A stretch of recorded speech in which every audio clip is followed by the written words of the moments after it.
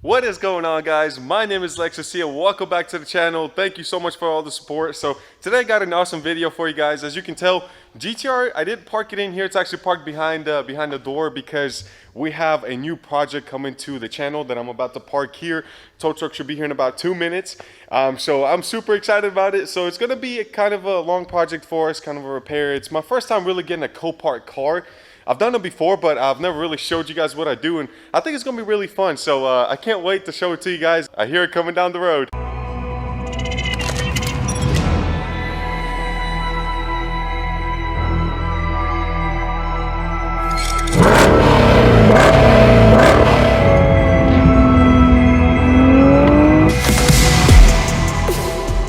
By the way, guys, I just want to mention this warehouse facility is freaking sick. There's so many fast cars out here. Like, look, there's literally an STI right now that looks like it's built or something pulling in. I guess that's his garage over there. I got a, next door to me is a dirt track racing car that they literally started up yesterday. Got a monster motor in that. 2 doors down from me that way is another massive, like, old school muscle car looking build. I mean, I can hear them like 4 doors down and it shakes the whole place. There's so much car activities going on out here that I'd love to film it one day. Literally, there's so many high horsepower cars. I think they said more than half of these garages are filled with just fast cars or people working on cars. I know I've seen like a track Corvette a few doors down as well. So it's pretty cool, man. I love it. I think I found the perfect place to do car videos. Yeah, buddy, there it is. 2011 Chevy Malibu LT. Nice. I'm pumped. This should be fun. It doesn't have too much damage. I think the bumper I tore off when I was driving. Long story that I'm about to tell you guys. I couldn't pop the hood. Oh yeah, that hood's. Yeah, I had a fun experience when this sucker flew up on the highway driving it back and smashed my window, so that's my fault. Didn't tie it down. I was gonna drive it back till I realized the radiator busted and I think overheated the motor a little.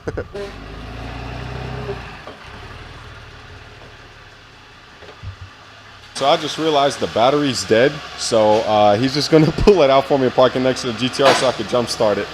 Yeah, I'm an idiot. Completely forgot. Sucker park. That way don't roll nowhere. Alright, we are good. Sweet. Thanks, bro. Again, guys, huge shout out for anybody that's local. Recovery Tactical, man. These guys are awesome.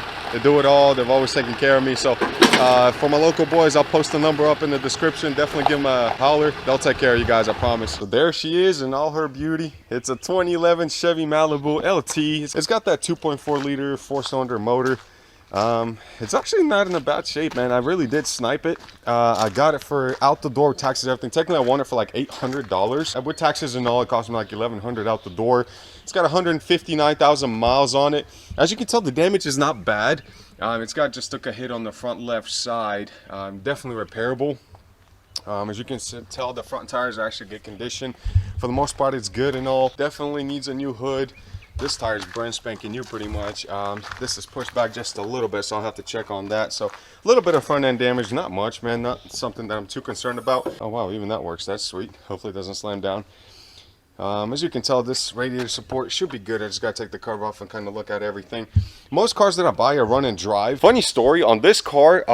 If you look on the description that I'm about to post up there, it says it's a run and drive. So when I went there, I drove I think 3 hours to go pick it up in Greensboro, and when I get there, starts right up. I mean, it's good. I mean, all the tires were pumped up. They're a little flat now because I've been sitting on this car for 9 months. I bought it all the way in June. I start driving it. I get on the highway. So I did not realize or didn't even think about checking the fluids. So turns out there was no coolant because the radiator is actually busted in that corner. So I drove like that for at least 10 miles. And the only reason I was getting off the highway was because the hood strut was not really hooking very well. So I knew I needed to tie that down if I was going to drive it 3 hours. So I'm getting off the highway. I look at my engine temperature and it's like red line. I was like, oh my God, I completely forgot. So I pull over, I stop. Motor didn't sound bad or anything. I turned it off. Try to put coolant in, of course it didn't go anywhere. So I was like, well, this sucks. So plan B was to get my Trackhawk and rent out one of those U-Haul trailers with a dolly, and that's what we did. So we towed it all the way home. I kid you not, so this is like about 150 mile tow, maybe more. We're like 3 miles away from the warehouse where I had this dropped off at, and I look in my rear view mirror, and at the time I'm looking, the hood flies up and freaking destroys the windshield. I mean, just smacks it dead on here. Good thing it didn't get the roof, so I got lucky there, but as you can tell, it busted that. Not only do I need the whole front end, but I need the new windshield as well, and that's my fault. But I'm really interested to see how much it's going to cost me to fix the car. I've done about 6 of them before. I've done a few IS300s. I've done a Honda Accord, Chevy Impala, Dodge Nitros, few Audis as well, hatchback. Black A4 hatchback was my favorite. So what I want to do right now is to get some new fuel in here.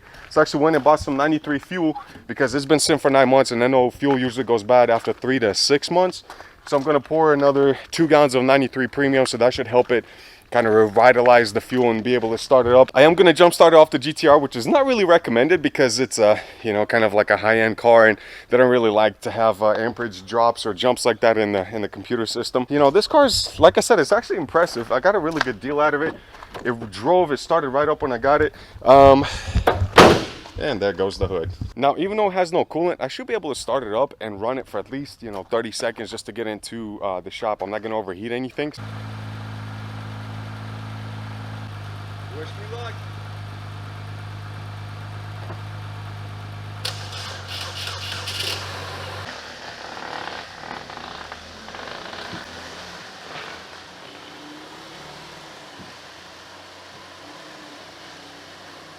GTR to the rescue once again. That's probably like the 3rd or 4th jump start already done with this car, not just on my cars, but people that needed help. So it's pretty cool. So let's go ahead and start tearing this car apart.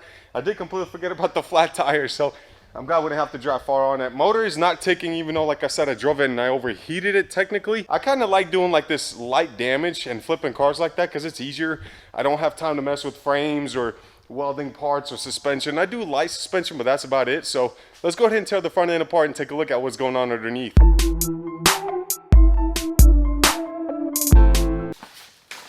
One bolt in and I already realized I don't have the right tools for this job, so went and bought more, so we should be good now.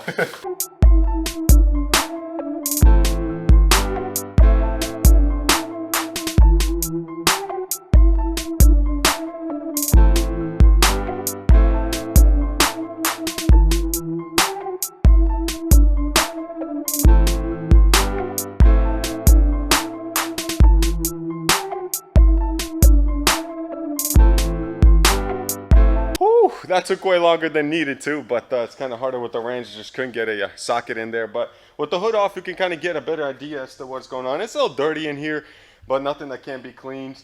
Like I said, the motor runs flawlessly, even after sitting for 9 months. Started right up, just need a jump start, of course. We'll look at the oil. I mean, everything's clean. See what the oil looks like. It's definitely there, a little black, but nothing that we can't fix. So of course I'm going to do an oil change after we're done, but let's go ahead and take off the rest of the stuff on this car.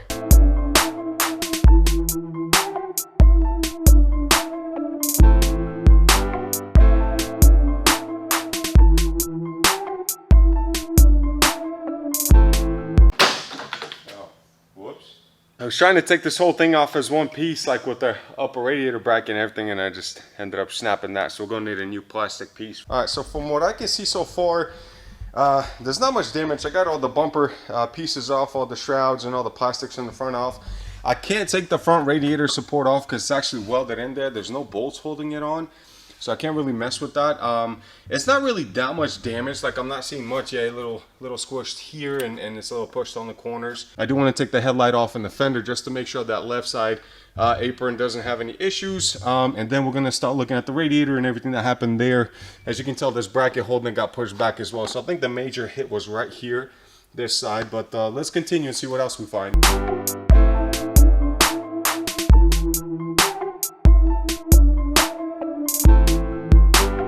The headlight actually looks pretty good. I'm not seeing any, well, a little bit of scratches here, but it's not cracked or anything, so we should be able to reuse it. For the most part, everything, the clips and everything is good. A little bit of crack here, I guess, but all the clips are in good condition. So fun fact for you, the wiring for the headlights, the ground wire that goes right here, the horn, the washer tank pump, and the actual sensor for the fluid level, everything runs through this one hole in the actual fender. So it actually runs through the top of the bumper reinforcement for everything, which is kind of, I mean, it's in front of everything, so it's easy to damage it, but yeah, I've never seen it like that. That's a new thing for me. If you ever had to work on the fender, that'll be a problem because you would have to take all that wiring off to get to it, but let's continue on. All All right, so from what I can tell, guys, I mean, for the most part, there's not much damage. I took the fender off. Maybe I didn't even need to do that, to be honest with you, because I'm looking at this left side quarter panel or whatever it's called, and I'm not seeing like any creases or that it broke the actual seam on it or the seal. So it looks good. It's not bent out of shape here. The only thing is this right here. I just gotta adjust that or bend that out, so that shouldn't be hard at all. It is a one piece though. That sucks though, because most brands have like it's hooked up on bolts, so you can just take the bolts off and unscrew it and do that. But what I'm gonna do is take all these brackets off of that, off the radiator support, so I can kind of work on it freely. And I'm gonna take the radiator off too. I'm wondering if it's actually cracked or not, because that sucks. Hopefully we'll get lucky. It's not the radiator itself, maybe just the hose that goes to it. And then we'll definitely get lucky. But let's take that off next and go from there. That's kind of important. Seems like it's a good radiator. I mean, I'm not seeing any cracks. Yes, that you can hear it shaking. That's the, I think the transmission cooler or whatever, so that's loose. You can pretty much move it with your finger, which is, I don't know if that's normal or not. Probably not. But I'm just trying to figure this out why it's leaking, so I'm going to test it real quick. I'm going to pour some water in here. I know I called this the radiator last time, but that's the AC condenser. This is wet as well, but I think the AC actually works. I don't remember it leaking out. I'm not seeing any green anywhere. I think that's all wet just from the coolant or whatever that was running off of this. So there's probably a million other professional ways to test this out to see where it's leaking from. But I'm just going to take some clear H2O and pour it in here and see what it does if it starts leaking anywhere. I do have it tilted that way towards the bottom. I mean, I'm full, filling it up full, and nothing's leaking. Look at that. That's a whole bottle of water. You can see it pretty much almost getting into the cooler, but it's not doing anything. It's not leaking through, so I think the radiator is fine. Just gonna open this coolant reservoir, so maybe it's not gonna show me anything, but I'm just wondering why it was coming out and where. Did you see that? It's pouring out the bottom. What? You guys all seen that, right? It was legit pouring out the bottom of that antifreeze tank. Even if it was coming out of there, it wouldn't empty the radiator because that's below. Like I said, that's not leaking at all. I'm going to move it to that side. Oh, no, there it goes. There it goes. So we do have a crack. Move it to the outside. Yep, it's coming through here. Oh, there it is. Wow, how did I not see that? Oh, yeah, no. Yeah, radiator's definitely gone. We know the radiator's a bust. The fender was actually in perfect condition, so I know I can reuse it. It's not bent, it's not cracked. I know we need a new bumper. We need a new grille. Headlight is fine. So honestly, I mean, that's about it. And yes, we do need a windshield. Is that a... That's a nickel. All the stuff was inside this fabric piece, whatever it is, that was underneath the fender. And this was on the other side of the fender, but okay, cool. I wonder if something actually lived in there. For a 160,000 mile car, 9 years old, paint actually looks pretty good. I mean, it still has a little bit of a shine to it. Let's get this bumper out of here. I haven't really looked inside this car. It's been 9 months. I don't remember. When I got it from the Copart, this was actually already stuffed in here. Oh, somebody really liked to play the lotto. Oh God, a lot of it too.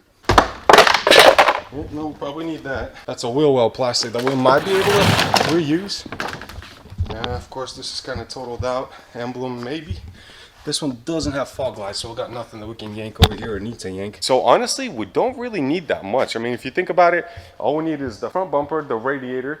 Of course, we need the windshield. I think we need an expansion tank, so I'm going to test that out. I'm going to pull it off. I think it is leaking underneath. It might have cracked. We need, of course, the hood. The hood busted. It's all beat up. I'm going to reuse some of the parts here. Of course, the brackets, but it's pretty damaged up. So the next video we're going to do, guys, is actually I'm going to go ahead and show you how to order parts and where's the best place to go. Thank you guys for watching this video. I hope you enjoyed it. If you did, definitely drop a like, subscribe, comment. This should be a fun build. I know it's nothing like exotic or fun or fancy, but the whole goal of this one is to fix it real quick, flip it, make money, and then get a another Copart car that's going to be, you know, something cool, something fast maybe. I mean, imagine getting like a GTR for a third of the price of a new one. So instead of me paying 130 grand, get one for 40,000 and abuse it if you want, and not really feel bad about it because you got it for a steal. Thank you guys so much. Enjoy your cars, enjoy your lives, and I'll see you next time. Peace.